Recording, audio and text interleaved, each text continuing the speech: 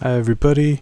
Sorry I'm a little bit late, but had some technical difficulties that I think are hopefully all worked out now.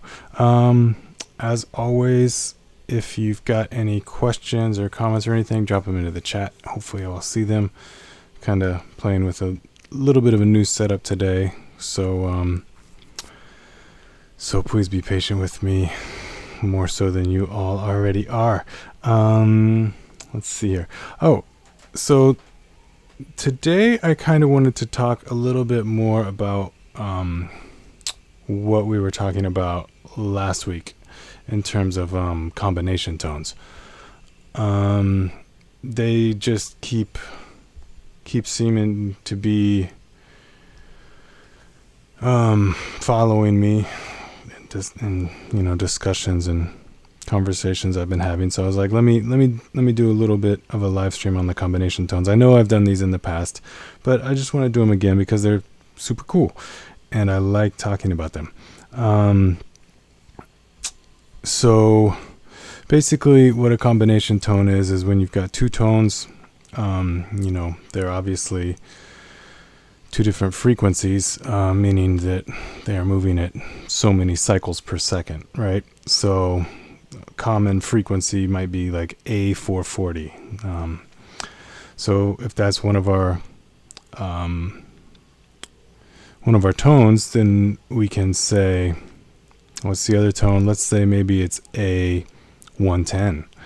So when we play an A440 and an A110 at the same time, there's a psychoacoustic phenomenon where I don't know if it's our ears or if it's just maybe our brains perceive to find another tone. They find the difference of those two tones. So 440 minus 110 is 330 hertz. So let's see if I can pull that up as a matter of fact. Hello. Okay. So I'll give you an example of how that sounds. Here's A440. Here's A110. And let's see here. Where's 310 going to be? 310 is probably going to be right here. Or, yeah.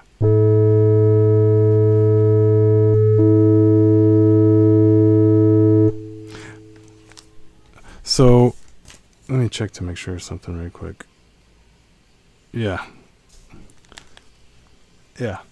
So 440 minus 110 equals 330.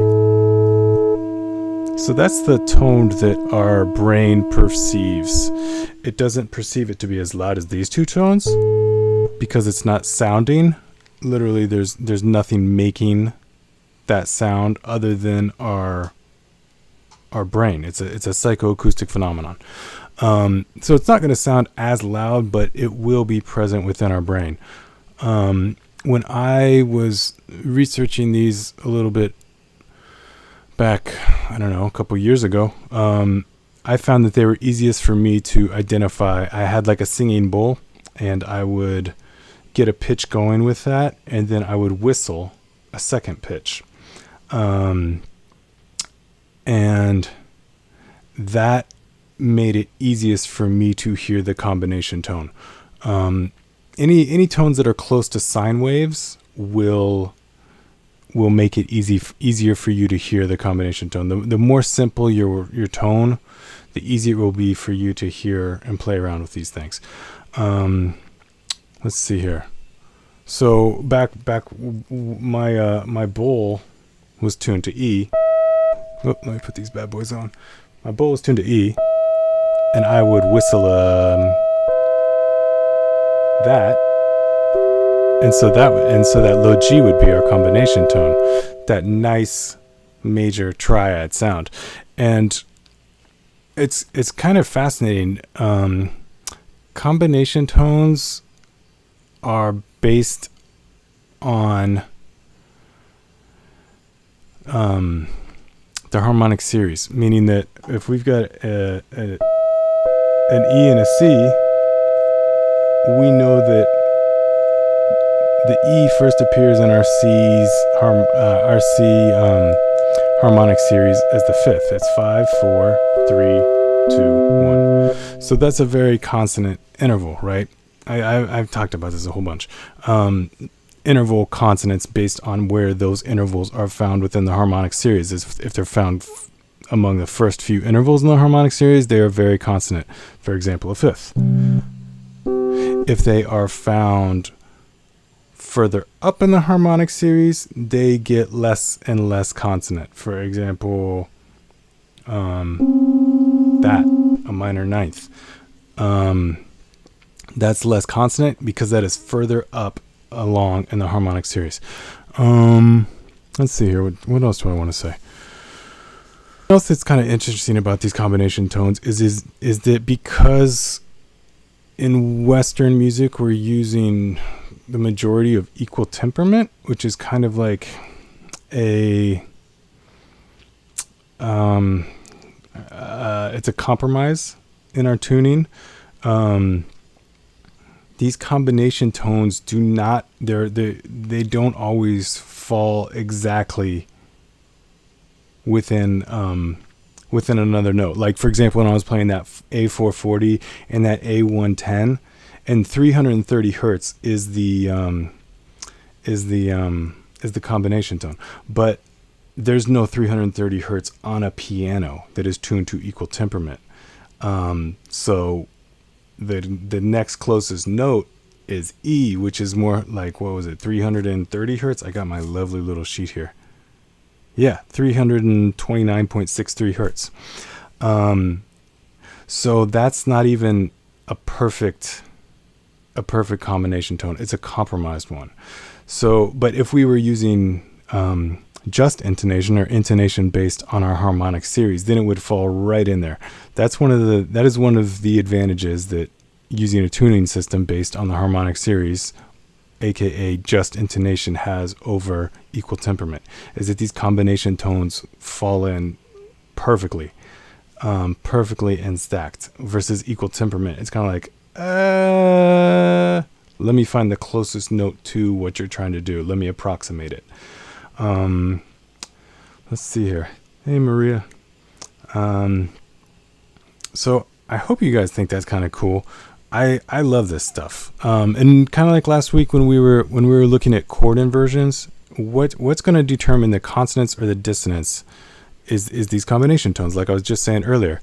So when we had our C and our E, their combination tone is going to be, because those notes are so close together and they're kind of in the middle of the register, this combination tone is going to be all the way down here. Can you hear that? That low C. Whereas if we flip it up and play E and then C, we now get a combination tone right here, which is much more audible. And it's because there's more space between those two notes. They're not as close together, which would, make the tone lower. When you subtract two numbers that are close together, it's going to be a lower tone. And that also kind of gets into binaural beats.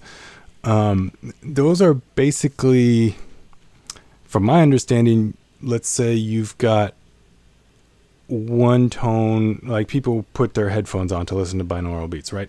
So you've got one tone going at, say, 440 in your right ear, and then in your left ear, you've got another tone happening at 110. In your brain, it is going to, the same way as a combination tone, it's going to synthesize as 330 cycles per second. And you're like, okay, well, what's the difference between a binaural beat and a combination tone? All binaural beats are combination tones. Excuse me. But the thing that binaural beats do is that they lower that difference.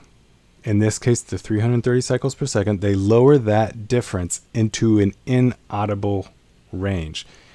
And humans can hear down to 20 hertz. So what the binaural beats do is they take it below 20 hertz. A lot of them, I think, are from like, I don't know, maybe like 6 to 12 hertz. I'm not sure about that. I'm not sure. But so if we need the combination tone to be between, let's say we need the combination tone to be 10 hertz. Okay, so if we've got one tone that's 440 hertz, and we need to, it's like 440 minus x equals 10. So what does x need to equal? It needs to equal 430, or 430. 440 minus 430 equals 10. So we got 440 playing in our right ear, 430 playing in our left ear, and the difference is going to be 10 hertz, which is going to be perceived inside of our brain, and is hopefully, I think the thought process is that we will, or that humans will kind of zero in, and their brain wavelength activity will match that difference in tones. I hope that makes sense. That was really wordy.